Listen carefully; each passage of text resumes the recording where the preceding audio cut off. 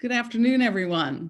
Welcome to Business as Usual. This is Audrey Russo, hosting every day and having fun. And it's the middle of February, and who knows what's going on in everyone's lives, but I'm thrilled to be here. We have a great guest today. I'm very excited to have a chance to speak with Stefani Pashman. I'll formally introduce her in a moment. But before I do, I wanted to get some housekeeping out of the way. So thank you goes to Huntington Bank for the work that they've done in supporting us right from the onset. They've been incredible partners and always believing in many of our experiments. Who would have thought that this experiment would have lasted 10 months, but here we are.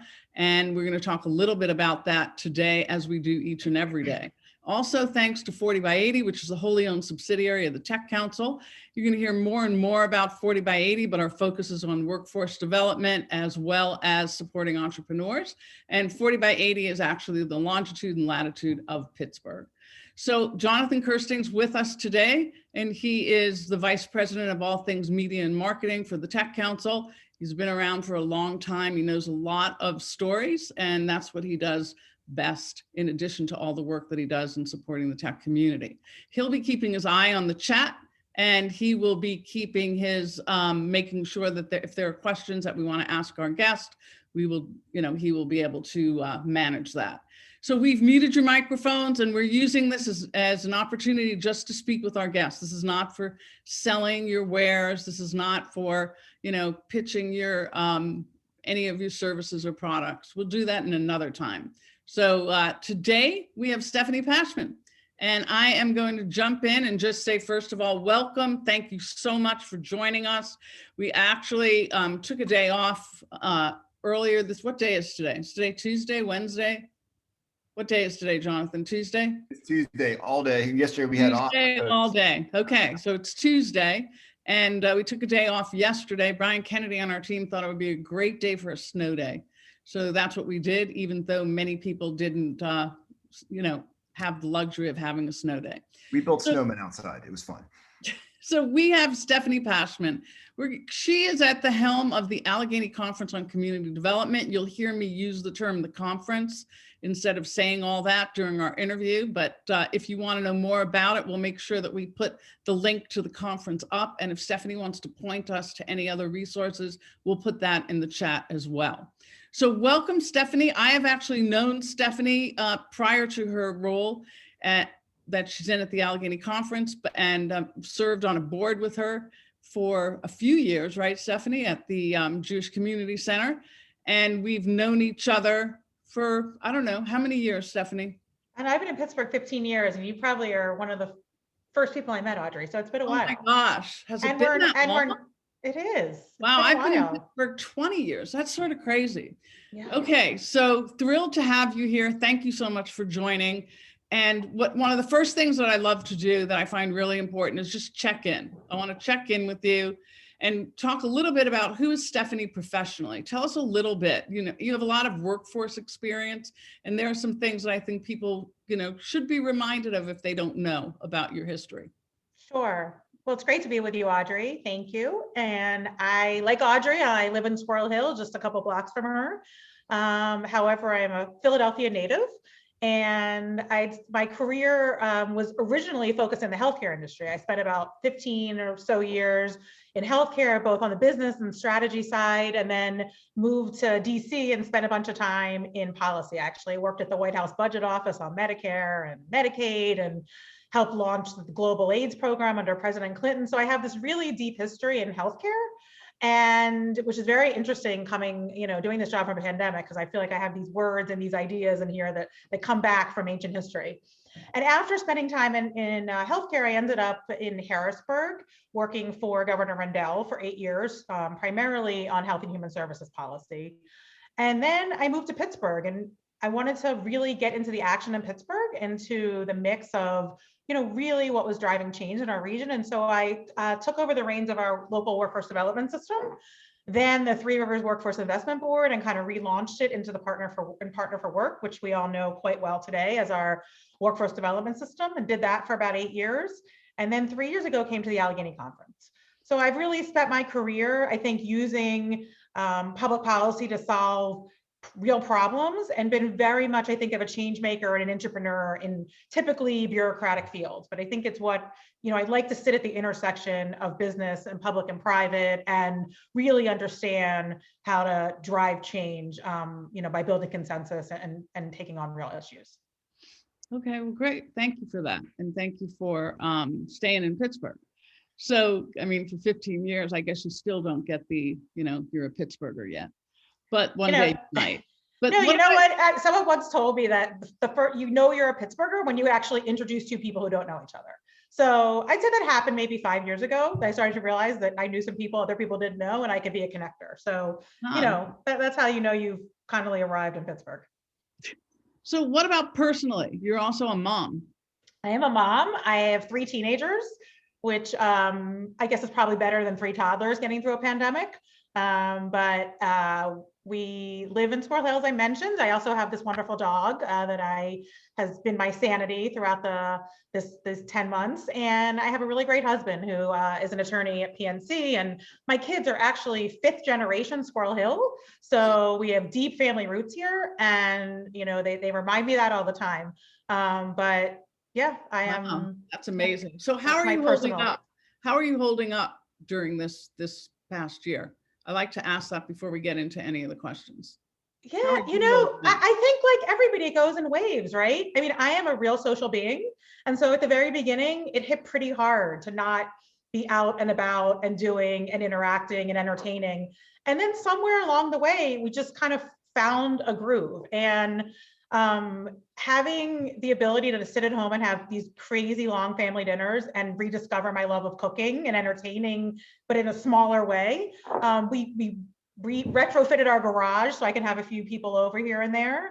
I got a Peloton. I picked up cross-country skiing recently. I've been doing a lot of yoga. So I feel like just the combination of making sure I can keep some level of engagement, take care of myself, and really use this time to connect with my kids has been just, made it manageable. That's awesome. I don't know what I'd do without my Peloton. I've had it for like 3 years and now I'm maniacal about it. I know we could talk about Peloton instructors and which classes to take for a few minutes. Yeah. I really want to get on a riff, but yeah, it is survival right now. I know. So let's talk about the Allegheny conference. Let's talk about, describe the organization and sort of talk about the pieces and parts of the organization and what your mission is. If you could do that fairly quickly. Yeah. So what I like to say about the conference is that we market and sell the region and we fix the region. So we are kind of the front door for business investment through the Pittsburgh Regional Alliance. And so we're trying to bring businesses in here and attract talent and grow jobs in the region. But we always find barriers to that. So we are then working on solving those problems, whether it's through public policy solutions through our Chamber of Commerce, or figuring out how to address our workforce and talent challenges through our talent programs, or any myriad of issues. So we're always kind of trying to be the front door and make sure the region continues to thrive. And so, it's interesting because the conference has been around for a long time. I think it's 75 plus years. Maybe 78, is that right? No, we're actually on 76, but yeah, we maybe 77 coming up. Yep. Okay. So, but the conference has really been a part of the biggest inflection points for Pittsburgh and Southwestern Pennsylvania in terms of its history. And I actually would think that 2020 is and was one of those points in time, right? That, what are we going to do? Look at what we've been confronted. You just released your annual report. You just had your annual conference. What are your reactions to all that? And what about plans for the upcoming year? I like to think in short spurts. I don't like to think about like what's in 10 years, because what we saw happen this year in 2020 in the digitization and the transformation, people change their businesses in months rather than years. So yeah, I mean, that's a great point, Audrey. I mean, we never could have predicted the rapidity with which we adopted technology and flexed our workplaces and redefined our organizations. And we at the conference, just like you at the Tech Council, had to find all new ways of connecting with the region, of thinking about the future. And I think we did that, I wouldn't say it was seamless, but we did it, with a level of resilience and trying to redefine. So, we as a region have an incredible breadth of assets. And I think what we hear all the time from people is it is the moment not only to put them together, but to really seize the day to propel Pittsburgh, to where it needs to be. And we one of the things I know, Audrey, we worked on together with our partners at the airport and Visit Pittsburgh is making sure we're telling the story of Pittsburgh well, right? Which I know is something that is near and dear to your heart. We don't want to be the best kept secret. We want to be the place that people know they could create really flourishing lives and careers. And we are on the future, future oriented industries. And that's really what we're thinking about, is how do we make sure that story gets out, that we can grow our economy in the way that we need to, and that we can make sure that we are creating what we like to call a next generation economy for all, which is really grounded in inclusion and equity and all the things that are very top of mind now. So it's a balance of people and place and job creation. So what are some of the findings that came out of the annual report? Any highlights and then any actions for this year? Yeah, so obviously last year was pretty overwhelmed by pandemic response, but what we really know and what we all agree on is that it unearthed so much opportunity. And so one of the things that's been quite encouraging is how robust our business investment pipeline is right now, how much more we are seeing interest from companies in AI, in life sciences, in advanced manufacturing, in technology. I mean, just seeing Zoom want to, come here during the pandemic, and some really great opportunities and great companies landed in Pittsburgh last year, which people may not realize because we were so drowned out in the noise of what we were all facing. Like Mandera, like a couple life sciences companies that I'm forgetting off the top of my head, like Zoom. So there were several really great wins. But at the same time, it was also just the level of interest, like the number of people knocking on our doors is pretty loud right now. And that's really a tribute to the work you're all doing in making sure the region gets out there and our message is out there and people know we're out there. But it's also because I think we're starting collectively to really seize the day. So that is one great story coming out of last year. Okay, so Scott Dietz has a question. Like, I don't mean to cut you off. I'm just thinking. Yeah, that's fine. Yeah. So Jonathan, grab that question. Absolutely. Stephanie, thanks for joining us today. It's always a pleasure to be hanging out with you. And so Scott Dietz from Catalyst Connection wants to know, with the president's announcement about bolstering American manufacturing, what is the conference doing to promote the region for those wanting to relocate manufacturing from overseas or even places like California, where there's been a mass exodus of companies? Yeah, Scott, thanks for the question. So, well, first of all, advanced manufacturing, as you know, is one of our priorities for business growth and attraction. And so we have some really targeted ways we market to that industry. So that's number one. Number two, we actually worked with the state of Pennsylvania to get some legislation pushed out last year that we're hoping will actually get passed this year on reshoring, so we can take advantage of shifting supply chains to create some incentives for companies to relocate in the Commonwealth. So we're hoping that we can get that, over the finish line this year. And the final thing that I would just mention is just making sure that we are positioned in terms of our economic development tools that we have in the toolbox to be able to bring in the opportunity. So we're kind of trying to work on all fronts. And then finally, we're relaunching some of our foreign direct investment activities and targeting some different markets with tools. And I think all of those things taken together will give us the chance to really capitalize on some opportunities in the manufacturing and other sectors as well. So we also had, and I know that you've been active in terms of articulating the disparities in our region. And that is something that became very, very evident to each and every person who's obviously alive today, right? And we saw no difference. I mean, the maternal health report for Black women, we saw the bifurcation of people who had access to technology and didn't, the decimation of schools and access, et cetera. Where are you playing in that space? Because you're talking about inclusion and diversity. You are now hiring someone who's a vice president. I think you're looking for, you're recruiting for a vice president for diversity and inclusion. Are there some tactics and vision there? Yep. That you can share? Sure. So we adopted a pretty aggressive plan at the end of 2020 with the Allegheny Conference Board. And the board, just so everyone understands, it's big companies in the region, but it's also our university presidents, our foundation leaders. So it's a really good mix of people who are really driving the region forward. And so we are focused along 3 lines when it comes to racial equity. The first one is just what are the things that organizations, businesses like all of you could do to actually improve the challenges and reduce the disparities and address racial equity and create an anti-racist culture. So these are things like making our talent pipelines more diverse, thinking all the way from entry level through management, through our C-suites, through our board. How do we diversify? How do we elevate? How do we have the policies within our recruitment and retention functions to continue to support our Black and Brown colleagues? And how do we make sure that those policies are sound? So it's a whole framework around that. There's also the whole set of just cultural change that we all need to make, that we are doing anti-bias training, unconscious bias training, that we are making sure that we are talking about these issues, that we're setting up structures in our institutions to create the right cultures and the right frameworks for people to thrive. And then it's also of how do we support diverse supply chains? How do we think about investing in local minority-owned businesses? How do we invest in our communities that are left behind? Make sure that our philanthropic investments, through even our companies, are going into making that change. And so being intentional about all of these. Then there's a whole category of things that we're taking on that are through the voice of our Chamber of Commerce. So the set of policies that we are going to advocate for that can address some of our challenges.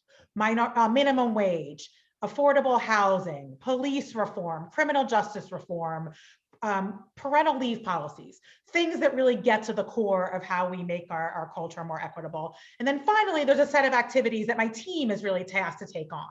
So this is how do we approach our economic development in an inclusive framework, making sure we have principles to guide all of that work. How do we make sure that we are our governance models, our engagement models, and our partnership models at the conference itself are diverse throughout, adding seats to our board for minority business leaders, making sure that we are bringing in companies and engaging talent in a thoughtful way through the process. And also creating the ecosystem for diverse individuals to thrive here. So what organizations could come to this region that could create gathering places and better cultural amenities for people of color within our region. So it's really a 3-part strategy, and each one of those has a set of action items under it. And we can find those on your website? They're mostly in our work plan, so I can send you all of that if you need it. And so if anyone wants to have access to that, they can just reach out to Jonathan or myself or Brian, and we'll get that. What about measurements? I'm big on measurements. Yep. So in terms of the actions that we're expecting our businesses to make, is we've already surveyed them all. They've already told us what they're going to commit to. And then that way we have a baseline to go back next year and say, hey, did you do X, Y, Z? So we're really trying to be very intentional about this and hold ourselves accountable. All of our work plan goals and directives are aligned this way. Part of the reason we're hiring a VP is because we need that person not to tell us what to do, but to help us get there, to keep the eye on the ball all the time, make us uncomfortable and force us to change. And it's also about partnering with organizations like Vibrant Pittsburgh to make sure that we are supporting our companies to make the change happen, to make sure that we are measuring as much as possible and to hold ourselves accountable. So we're trying to put in place multiple structures for each of these pieces so we can see the change happening. Okay. There's a couple of questions out there, and then I'm going to jump into another question about measurement. Jonathan, you want to grab Dan's question was answered. So if you could just go to the first 2. Start with Dirk Kalp here wants to know, he says, the inflection point report from 5 years ago stated the need for 80,000 advanced manufacturing jobs by 2026.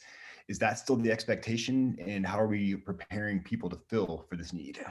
Yeah, so unfortunately, the numbers are probably a little bit not fresh, given the fact that we are still 85,000 jobs down, 60,000, about 60,000 jobs down from the beginning of the pandemic. We're really, in some ways not caught up to pre-pandemic levels from a year ago. So I wouldn't hold ourselves to that particular number. That being said, what we are really focused on, and I see my colleague Linda Topolewski here, who leads some and spearheads our talent activities, is making sure that we are working on having a viable talent pipeline across the board, not just for manufacturing, but for all industries, and that it is diverse.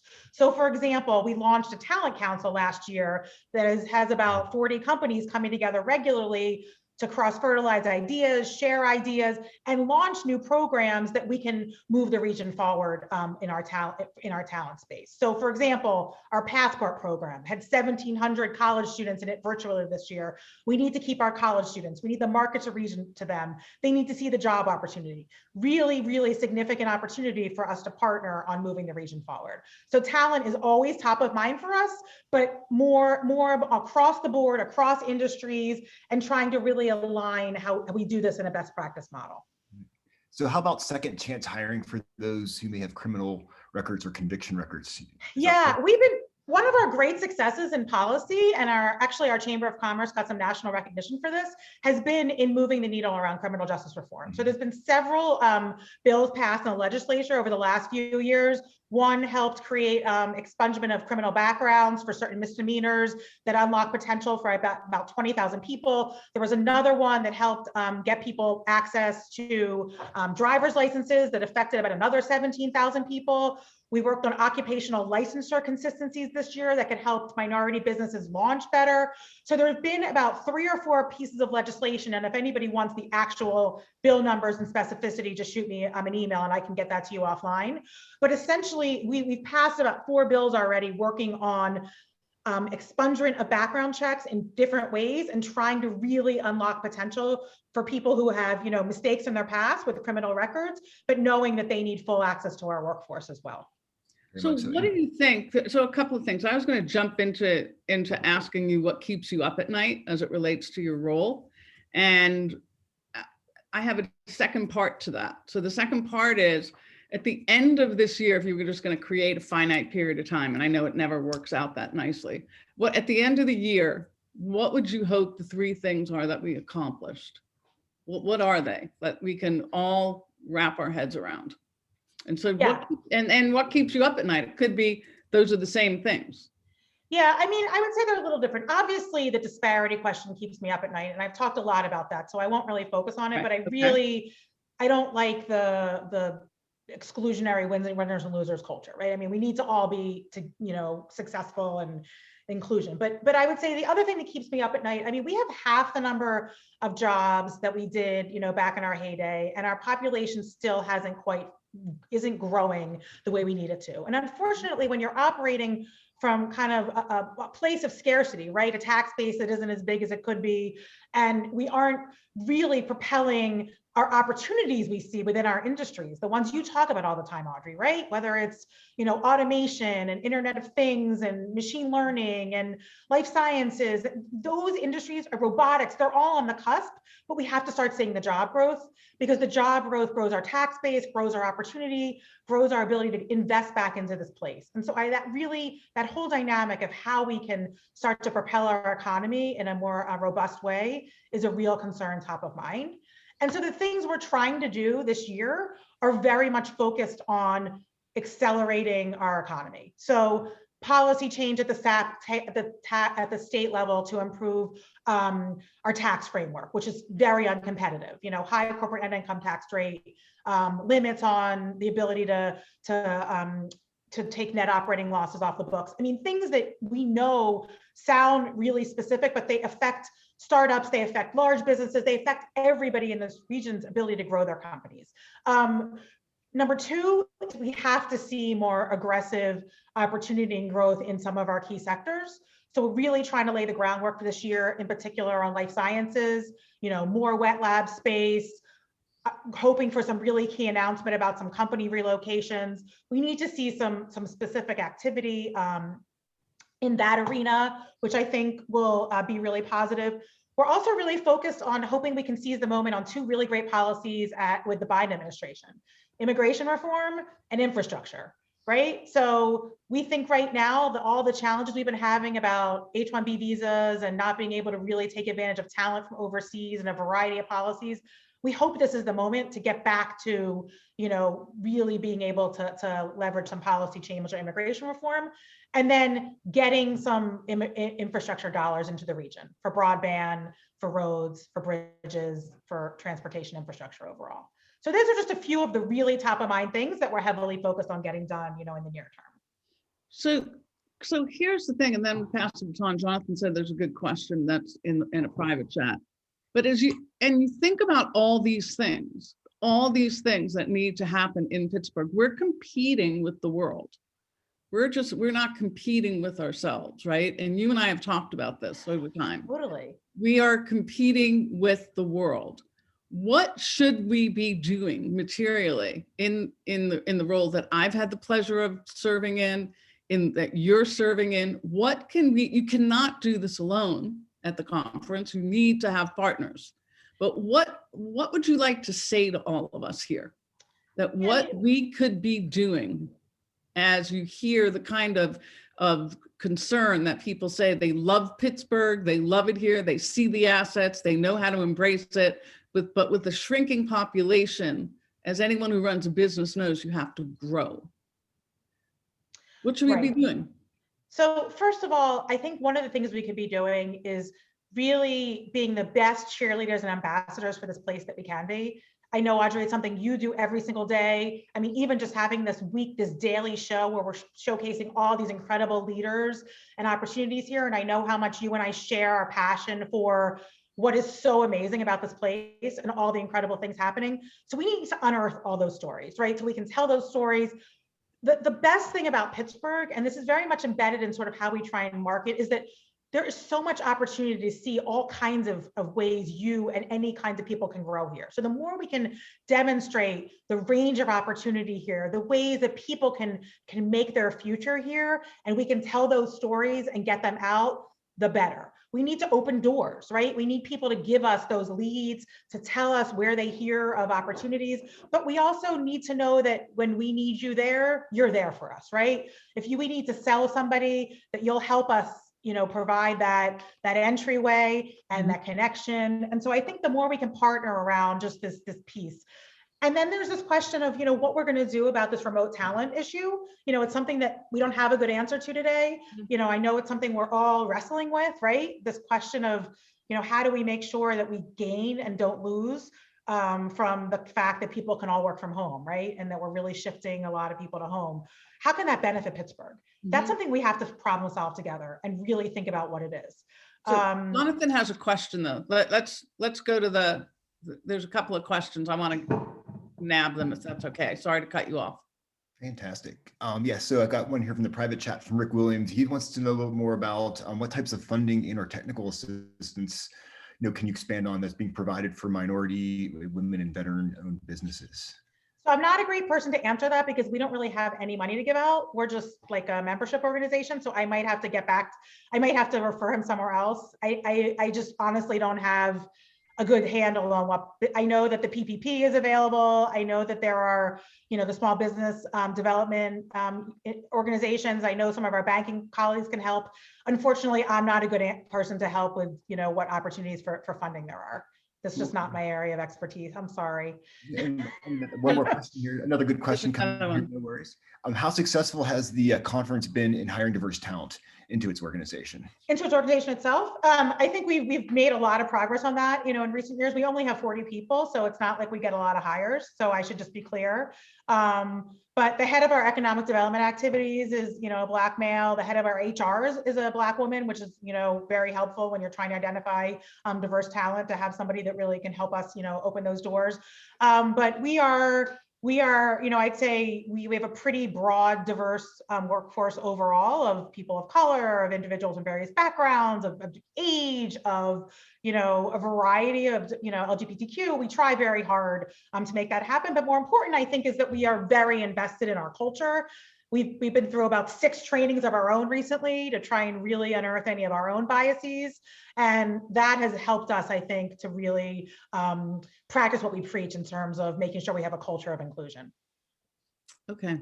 So is there anything, we're coming up into the half hour and I like to be sensitive to everyone's time. I know we try to pack a lot in here. So is there anything that you would like to say to us that, to the tech community, anything that you think we overlooked? Anything that, you want to share? No, I think the one thing I'd want to say is that, the partnership with Audrey, with your team, with the folks that you represent, you're the future of this region, and you're the people that we really need to hear from and learn from and partner with to make sure that we are moving together in the right direction, that we are appropriately, benefiting and serving and meeting your needs. Because I think the more that we can forge the right partnership of all of our companies, of all of our employers, of all of our organizations, the more successful we are as a Pittsburgh. I mean, that we are built on collaboration. That is in our fabric and in our DNA. And I truly believe that will continue to help us thrive. Okay, well, I want to thank you for taking the time out with us. I really appreciate it. People want to contact the conference, you can just go to their website. Lots of ways to contact the people who are on her team, if not Stefani. And we will look to measurements. We will look to these outcomes, because that will tell us how we're doing. That will tell us whether it's, how well we're doing in terms of people getting vaccines, to how well we're doing in terms of maternal health for Black mothers, to equity in terms of jobs and leadership, et cetera. So any ways that we can help sort of share those metrics and get that out there, because I think we can all rally around those points. So tomorrow, thank you, Stefani, for joining us and taking the time. Really appreciate your candor and your time with us. And then tomorrow we have Justin Strong. Justin Strong, right? Yes. So what do you want to say about Justin tomorrow? First off, Justin founded the Shadow Lounge back in 2000, which is kind of blowing my mind, but wow. He's also in the dry cleaning business, and talk about being impacted by COVID-19. So he's going to have some awesome insights as to how his industry has been navigating it. Also curious to pick his brain about what's happening, in Pittsburgh's creative industries as well too, Audrey. That's great. So we've got a packed schedule for February. Go out. If you haven't signed up for our daily updates, you can see every day Brian and the team are populating who our guests are. So I want to thank everyone. Stay safe. We didn't get a snowstorm, even though Philly did. And I'm happy. I'm bullish on Pittsburgh. That's all I'm going to say. But we gotta have metrics. We gotta all be in this together, and we have to have impact. So thank you, everyone, and we'll see you here tomorrow. See you guys.